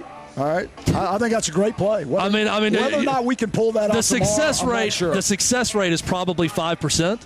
But I think if you pulled it off, it would be an all. I think you're a little high. I think it'd be an all-time Sports Center top 5 play, top 10 play. Probably make the top 10. Yeah, no doubt. I think Chad will be willing to wait for week 2 if it needs to get into the. Now, see, I call this play not being the running back who has to stare down defense coming in. That was my suggestion. That we put you in at the running back, and you handle that part of it. I have the arm, but not the courage to do that. I could throw it deep down the field, but I wouldn't want to face the defense. With the roster size that you guys have, Chad's not worthy of a spot. No, you're going to have to be down a few guys. I'm going to tell you what. Now that is a whole nother story when you're talking about the amount of guys you have that are active. Yeah. You know, and the things that you have to do just to make special teams work and all the other aspects of the game. It's a challenge. Well, not only that, I mean, the media obligations during the game. I mean, you're no stranger to media obligations as a head coach, but the ability for a broadcaster to talk to you during the game and to talk back to them, talking with a sideline reporter. These are new things, right? Yeah, and that's going along with the coaching angle with it. I'm more worried about what I say because there's no telling what's coming out of my mouth during that game. But see, that's gold. I think for the viewer, that's what you want to see. Somebody. That's what you want to see. I brought up this scenario to Jeff Fisher where you're in the game and you got a lot of things going on, and suddenly a broadcaster says, "Hey, coach, what do you think on that play?" But you're talking to a player and you hear it as a coach. Another coach talking to you, so you talk back to him as you're talking to one of your coaches, not knowing it's a broadcaster. Not a good thing. No, but the things like that we the viewer don't necessarily think about all the time. That's a possibility now. Evidently so. Am I frightening you when I tell you these possibilities? I'm trying to make sure that you're covered when you get out there. I think what I'm going to probably do is just not say a word the whole game. I'm just going to stand there in silence. You'll let the play speak for itself and not talk. Coach isn't going to sleep tonight now that Chad has put that in his mind. I really want to know, when you look at all of these different rule changes that have been added for the USFL, how do you and your coaching staff, with games that they haven't been played yet, right? We still don't know how all of this is going to be actually looking like on the field. There's a 1-point, 2-point, 3-point conversion. Right. There's so many different nuanced things. What was that like for you and your staff through these conversations? So it's really cool because you sit down as a staff and you start talking about scenarios. Usually you do this, in my realm in the off season. Well, there is no off season. I mean, so we're talking about it daily. Okay, when would you go for 2? What's the conversion rate in the NFL for going for 2? What's the conversion rate for going for 1? What's the conversion rate for 3rd and 10 or 4th and 10s from the 10? So we have all those numbers, and then it's all putting it all together. It's the same thing on kickoff return. Whether the ball travels 20 yards, it becomes a punt. Teaching your guys something totally different that they've never done before, and then to have them do it in the heat of the battle when they've got to be thinking, it's going to be fun to watch. Do you like the onside kick alternative with the 4th and 12 play? I do, because, your chances of an onside kick and a must-onside kick situation is probably about 6%, and a 4th and 12, you've got probably around an 18% chance of converting. So I would much rather do that anytime. You're the New Orleans Breakers, and your quarterback is sitting right over there, just, texting away. Kyle Sloter, he's going to be our next guest. What have you seen from Kyle and his drive? And people know him a lot from the Minnesota Vikings. Yeah. He was a fan favorite there. Yeah. Everybody really liked Kyle. So what have you seen from him as he gets ready for the USFL? Well, first of all, his experience. I mean, he's had, he's been in camps. He's played in preseason games, all those things. So he comes in, and the guys immediately listen to it. They listen to him. And he does a great job of really just showing them how to be a professional, how they should study things, how they communicate, all those things. And that's been that's been really fun, is to watch him interact with the receivers, offensive linemen, other guys on the team, just how to be a professional. That's really cool. This has been terrific. Thank you so much. And I can't wait until your Week 2 game to watch that play that I gave you. But I know it's not going to be ready tomorrow. I want eye black on you. You get your ankles taped and warm your arm up before you come out. I'm good for one play, but even if that's my play, I'm not bold enough to say that I'd want to be in for that play. Maybe a different play. Maybe punt. Maybe I can punt. You want somebody else to be the yes. I want someone else to be the practice dummy in that scenario. Yeah. But please try it. Just consider it. That's all I'll ask. We'll consider it. I'll talk to the staff. Thank you. I'll let you know what they say. they're going to laugh. In probably, the middle of the game, I'll let you know. Please do. If you ring me, Please I'll tell do. you. Please do. It's going to go real well, Chad. Yes, it's going to go well. I'm going to keep pitching it. We're going to talk to more coaches. Someone's going to take it and say, yes, I'm going to do that. Coach Fedora, thanks so much for being here. You bet. Thank you. We will have his quarterback, Kyle Sloter, coming up next here on OutKick the Tailgate.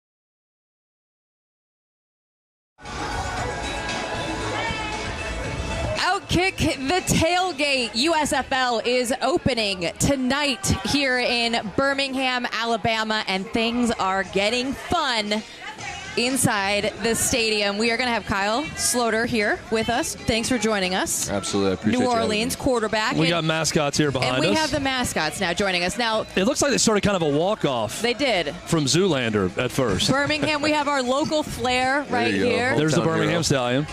I like the Michigan Panther. Yep. Looks fierce, but also jovial, which is good. There's a lot of kids. They have to go take the photos and all that. But we don't want to deprive the kids, but we also need to see all the mascots. So we've got a fourth of the mascots here right now. So at some point, by the way, I love the New Jersey General. Oh, there he is. I will say. He's a good one. I am, I don't know about you, Kyle, but I'm partial to the logo also of the Generals on the helmet. I like that. It's a nice, clean. solid logo. Now we got all behind him here. All right, we've got the Philadelphia Star, we've got the New Jersey General, we got the Tampa Bay Bandit, and we've got hiding back there the New Orleans Breaker, who just took off. Yeah. He just took off. Yeah, he's your guy. Quarterback is here, and the mascot can't even stick around. Unbelievable. The lack of respect. Unbelievable. All right, now in the break, though, Chad has been selling this play. He's trying to get anybody he can to get him to get an offensive For someone just play tuning in, the quick in sales the pitch USFL. is double pass with a halfback screen. since you can throw 2 passes forward behind the line of scrimmage. Your thoughts when I told you this play? It's going to be tough, but anything's possible. But all great trick plays are tough, Kyle, right? They are. I mean, come on. No one came in and said that this is definitely going to work. I feel like this could be a tough one that works. Chad, the fact that Kyle didn't just shoot it down immediately. Yeah, I think Jeff Fisher and Todd Haley didn't even entertain it. No. They kind of moved right along. No. Larry Fedora, your coach, kind of laughed and said, I'd like for you to be the running back that tries that. You were the first person to actually listen to it and give it a little bit of consideration. While saying it's difficult, it would be amazing to pull off, right? It would be. It would be obviously never been seen before. Kind of a new groundbreaking territory, but they laughed at the Wright brothers, too, when they said that planes could fly. That's a perfect example right planes there. Planes could fly. Now we're going to have drones. There you go. Now you you've got drones behind you. You got cameras coming into the huddle also with you. What has the crash course been like getting ready for this process? I was talking to Jonathan Hutton, who was with you guys on draft night, and you were right there with Coach Fedora, going right into the offense right away. You have familiarity with his offense, playing at Southern Miss for guys that were there with him in that offense. So what's it been like for you getting prepared in a short amount of time? Well, it's been great. Like you said, we've only had about 3-4 weeks together, so that's always a little bit challenging. You probably can't put in everything that you'd like to have in, and you want to get real good at the things, the bread and butter of your offense. So it's been fun getting to know a lot of my teammates, getting to know the these New Orleans guys. Breaker showed up, by the way. There you go. Yeah, now he's here for you. Yeah. Definitely the best This is your mascot. quarterback. This is your quarterback. That is a good mascot. Definitely the best mascot. That's a clean look. He's got a really clean look. It is. Love like the color that. scheme. We've also got the best jerseys in the USFL. Yeah, I like the football pants for the mascot. You don't often see a mascot in actual football pants that we see with him. Which is great. You gotta love it. Yeah, the it's Tampa clean Bay from head to toe. Love the hair. Yeah, the Houston Gambler back there is trying to get in the mix, but I'm putting my money on the Breaker. So yeah. Anyway, you were saying, Kyle? Sorry. Yeah, no, it's been fun. As far as putting in a playbook in 4 weeks, that's always a little bit of a challenge, but. At the same time, we've all been, most of us have been pros at one point or another, and football plays are typically the same everywhere you go. It's just different terminology. So learning the different terminology and then learning we're a no-huddle offense, so it's really communicating through like sign language. There is some verbal stuff as well to the offensive line, but communicating through sign language almost to the receivers and really just perfecting our procedure and our process. So it's, I'm excited. I'm ready. I think that our team is, I think we're ready. So you're talking about getting ready. You haven't played since 2019. So what is this like, right? This is a league that everybody's going to have this opportunity. How hungry are you to get back out there on the field? Very hungry. I mean, like you said, I haven't played since 2019. COVID came along and kind of robbed me of preseason games and all that kind of stuff. And, it's football is kind of a place where, when I'm out on the field, I kind of feel at peace. So it's going to be nice to get that peace back and, do something that I love to do. I feel like, I've been preparing for this moment and this opportunity for 5 years now since I left college. And, really having been, I haven't been a starter in 5 years, so that's kind of cool as well to get to prepare as the starter and know that you're going to go out there and take the field and get to play is pretty cool. And it's definitely a blessing. So I'm going to give it everything I have and been working hard for this moment. I remember during COVID, they had the NBA bubble for the playoffs. Yep. Then everybody talked about stories in the bubble and what it was like in the bubble. What's it like in the USFL bubble at the Sheridan and the Westin right now with everyone together, sharing meeting room space, seeing everybody in the lobby? What's that been like? It's interesting. I was talking to somebody the other day. You're used to kind of disliking a team for a week from afar. Yeah. And now they're right there in your face every single day. You got to walk. You cohabitate with the enemy at all times. Cohabitate with the enemy at all times, and it's kind of a weird environment because they become your friends. So I'm walking past people that I know I'm going to have to play at some point. People that were playing this week that are my friends, and wishing them good luck, and all that kind of stuff. It's definitely different. It's in the NFL and other leagues. Really, it's really just this. You are together. And you have to learn to get along in a space and share the different facilities that we have, whether it's weight room or locker room or whatever it is. But it's been great. I mean, the group of guys that are here, everyone's really supportive, and everybody's got the same goal in mind, which is to continue and further their football careers. So it's cool to be around a lot of like-minded people. So you're making friends with other teammates and guys on other teams, Yep. but how has it been gelling together with you and your New Orleans teammates? Yeah, so it's been great. So I had all my receivers come to Atlanta. So I'm from Atlanta. I had them come to Atlanta about a week and a half before we even started training camp. Got a house for us all to, get to throw and start building that chemistry and all that kind of stuff. And, I learned from some good guys in that way, where Kirk Cousins was kind of a mentor to me when I was with the Vikings. And that was something that he really believed in, was working, getting the extra work, outside of training camp and OTAs. And, really, I feel like we got a step ahead because I had the playbook in my hands and I was able to, communicate with them in person day in and day out for 10 days before we got to training camp. And then when we got here, I felt like we hit the ground running. So it's, I feel like as far as cohesiveness, I got to say, I feel like we have a leg up. Chad, that's what you want in your quarterback. Oh, yeah. Somebody that's getting it organized before training camp. You want an organizer. You want an organizer. You don't want someone disorganized, that's for sure. Mount Pisgah, right, in Atlanta, you put up monster numbers over the course of your high school career. I was going back and reading not just your passing statistics and all the wins in football, but you scored a lot of points in basketball for some very successful teams. And then I look down and see you were a 2-star recruit. Yep. And it always amazes me when I see someone, you're not a small guy, you're not a short guy, you put up insane numbers at a good school against good competition, you're a 2-sport athlete, and you're a 2-star recruit coming out of high school.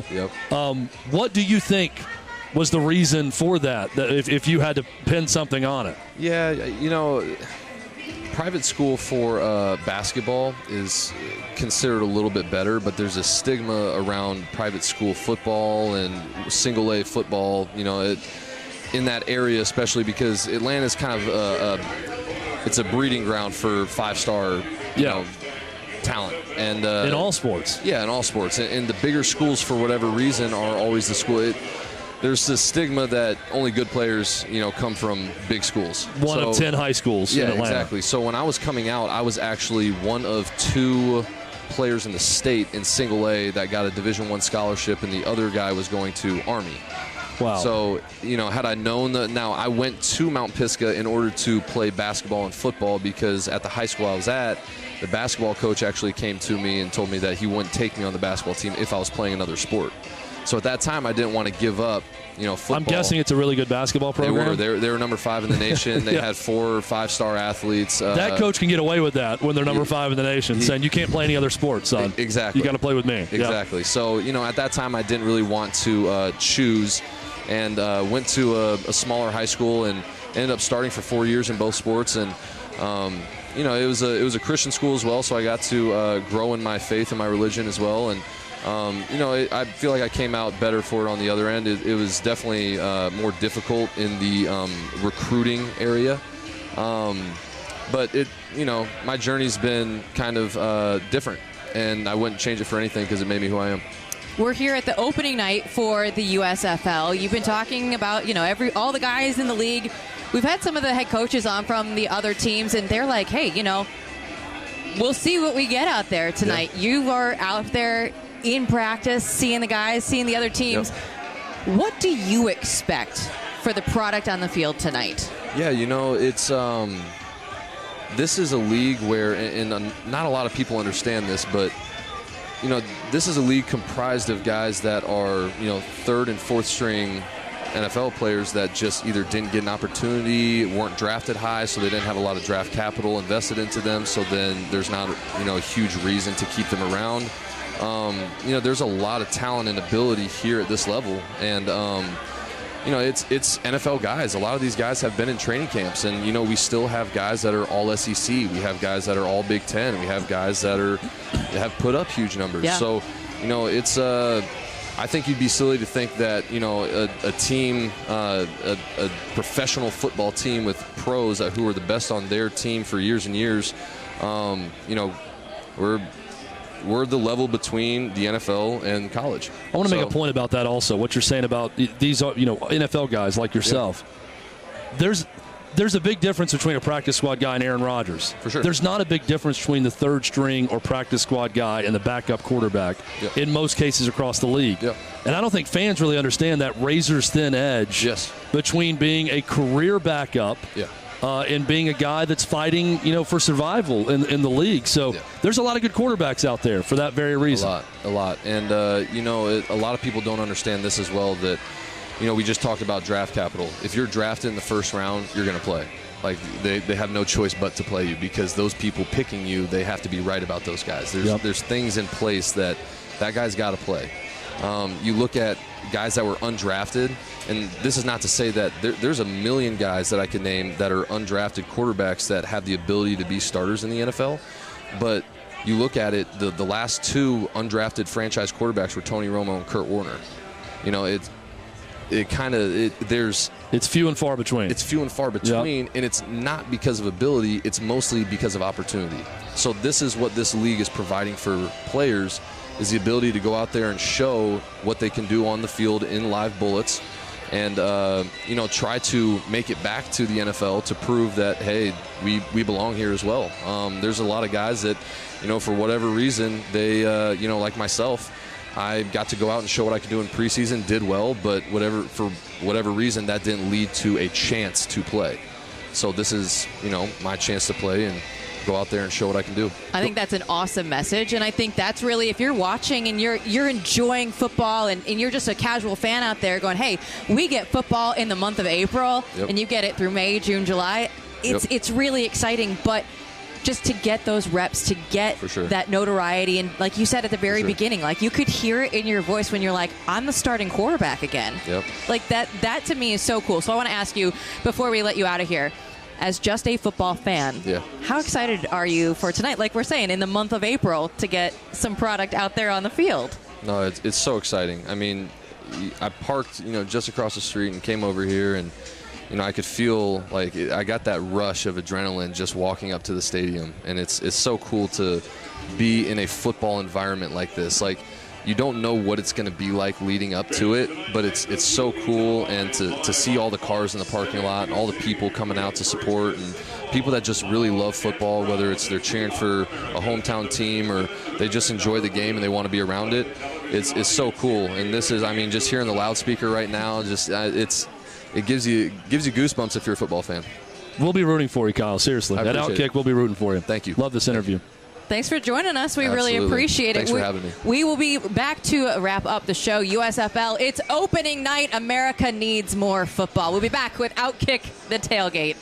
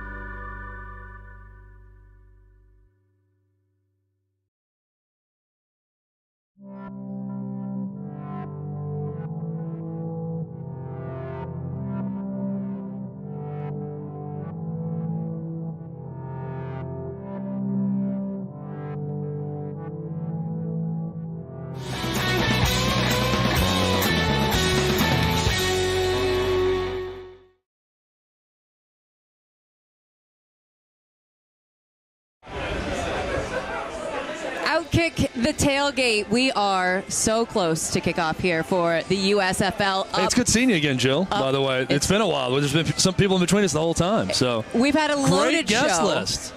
A great. It's been awesome. Great show. Birmingham Stallions, New Jersey Generals will be kicking off the very first night here for the USFL. And I think, Chad, when we look at the USFL and people, we don't know what we're going to get yet, right? This is the first game tonight. Guys like Kyle that we just had on, where he's like, I just want a chance, right? And the way that he did say, oh man, I'm a starting quarterback again. You feel the passion for the game. We all know, everybody out there in America, football is their favorite sport. It shows in the numbers, it shows in the ratings. People can't get enough of it. But when you add the hunger from guys like Kyle into that, I think that we're going to have something pretty good here. Tough not to root for Kyle after listening to that interview. And that's why I brought up that distinction between third string or practice squad quarterback in the NFL to backup. There's not a big difference for a lot of guys. And there's a number of guys who are fortunate enough to make a great living as a career backup quarterback. And Kyle Sloter's not that far off. So this is a chance for him to make his mark, to put his stamp on the USFL in hopes that it leads to an NFL opportunity. That's a story for a lot of these guys. And there's a lot of Kyle Sloters out there to root for in this league. So pick a guy. We talked to Kyle. I'm going to be watching what he's doing and rooting for him now. And it's impossible not to get behind a lot of these guys. So that's a fun part of this league, Jill, is to sit back and realize these are guys fighting for something that they've been told throughout. He was a 2-star recruit coming out of high school. Hey, he went to too small of a school. It was a private school. Those numbers meant nothing. He wasn't going to make it at Southern Miss. He transfers to Northern Colorado. Doesn't make it with the Vikings, so on and so forth. And here he is, still fighting, even though everybody's telling me he can't do it. It's pretty cool. We had two head coaches on earlier in the show with Jeff Fisher and Todd Haley, and they were both saying how to be a professional. This is what we're going to be teaching these guys, is when you look at this league, this is a chance not only for reps, but to go to meetings on time and to show up and to get them ready. If their dream is to go to the NFL, then that's what they're there for, because at the end of the day, all of these coaches are still teachers, and they still want what is best for these players out there on the field. Absolutely. I mean, these guys, in their hearts, they want to have a football team. They want to coach. If you talk to any coach out there at any level that's been away from it for a while, ask them what they miss. It's the team. It's the locker room. It's having a group of guys that you lead and you teach and you coach. And now these coaches that we've all heard their names get that opportunity, which is really cool to see. And you could hear it with the three coaches we talked to over the course of the show, just how much it means to them and how much they want to be a part of this league and how much they want to be a part of helping someone else with their dreams. These coaches have fulfilled their dreams for the most part with their resume and where they've been. They want to try to make sure that these players can make their dreams a reality. I think that's another cool aspect of this league. And we look around right now with this crowd filing in. It's raining right now. And there are people sitting out in the rain getting ready for this game. Clay was telling us possibly 30,000 people in the stadium tonight.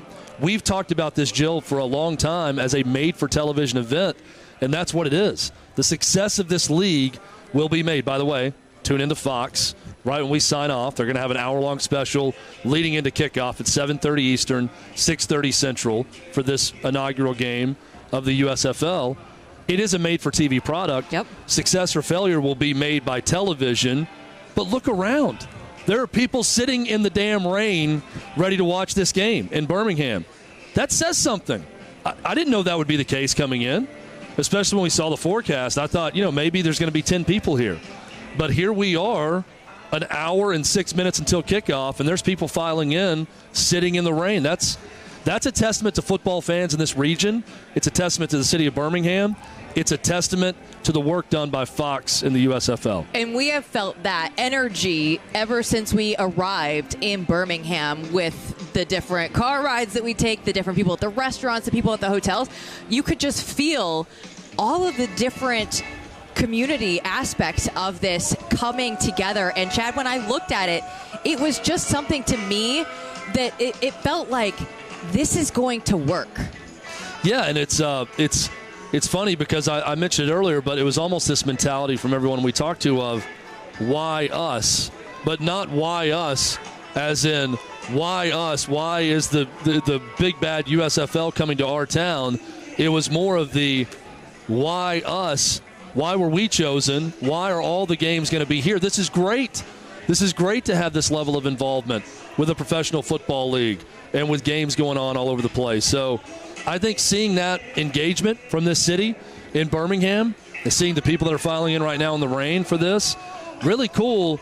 It's a winning formula, at least early on, with this market, this city, this league, people showing up to watch. We'll see if it continues, but they're off to a great start. I think this is going to be a really exciting product to watch on the field with all of the different innovations, all of the cameras that are going to be there. You don't have to have that old chain gang. It's all going to be through technology that we are going to see here in the USFL. And if it works, the NFL might be taking that over. So we haven't talked about the microchip in the football yet. Right. Isn't it amazing, Jill, that this has not happened before in other leagues, college football, the NFL, that we haven't seen this experiment with this technology that's been around for a while? We've seen it in tennis. Tennis is the comp, where you can immediately go and a player can challenge a ruling, and you see that overhead shot where the computer shows in or out with the ball. It's the same thing with this technology, with first down or not. I'm amazed that we're just now, with all the technology that's been in the world for years, to a point where the USFL is unveiling this tonight. I'm excited to see it. I hope it works because I want a better system for spotting the football, and maybe this will lead to it. I think that all of the technological innovations are going to be one of the coolest things to watch tonight in the game, but there is still a game to be played, Chad. And we had all the mascots come through earlier. They blessed us with their appearance. You have one logo, though, that you like the best. So my favorite logo is the New Jersey Generals. Right. And they are in tonight's game. They are in tonight's game. I'm picking tonight's game right now, correct? Yeah, well, okay, so let's do it, Chad. You want me to do it now? I can wait. We can absolutely do it now. The New Jersey Generals up against the hometown Birmingham Stallions. Birmingham Stallions. What am I even saying right now? Birmingham sounds very regal, but it's Birmingham. Been a minute. Let me see this helmet here. First off, this helmet is beauty personified. Look at this. It's shiny. Yeah. The logo is terrific. Yep. I love it. It's the best logo in this game. But, Jill, I may look like an idiot, but I am no idiot, okay? And we have been sitting here talking about the city of Birmingham. Yeah. And this Stallions team throughout. We haven't been talking about the Stallions team, but we're talking about Birmingham and their involvement. Right. I realize that everyone in this league is technically a home team because they're all sleeping in the same hotel right now. Right. But there are going to be far more people cheering for these Birmingham Stallions tonight. Give me the Stallions. You can place a wager on this at FanDuel right now. Last I checked, it was Birmingham minus 2.5. I put money on it. I took Birmingham minus 2.5. That's how much I believe in this city, Jill. Give me the Birmingham Stallions, even though this New Jersey Generals logo is a thing of beauty. I found a New Jersey Generals guy in the hotel. He was a fan, and he's like, I'm just excited to have the USFL back. And that is the excitement that we have felt throughout the week that we've been here. And United by Football is going to come up as soon as we wrap here. It's the Hard Knocks style, produced by NFL Films. The USFL is giving you all access, as much as you really can want. And we've been talking to the coaches about the access that's going to be down there on the field. You're also going to get in the locker room before the game, at halftime. But not only that, in the meeting rooms, everybody will be able to really get a look at guys like Kyle that we've been able to get to know here on the show tonight. We'll turn to Fox right now because that program's going to start, and it's going to be the perfect appetizer leading you into the entree, which is football. Football is back. USFL kickoff with New Jersey and Birmingham coming up 1 hour from now. Tune to Fox right now for that special, Jill. It's going to get you ready to go. Watching the stories of these teams and these guys as we get ready for a historic event tonight here in Birmingham with kickoff of the USFL. The main event, the Stallions against the Generals. It will be at 6:30 Central, 7:30 Eastern on Fox. And they will be taking you the rest of the way. Kurt Menefee, Joel Klatt. It's going to be an awesome broadcast, a huge feel around a great USFL league that we are excited to see. Thanks for joining us here on OutKick The Tailgate. We'll be watching right along with you guys all at home. Enjoy football in April.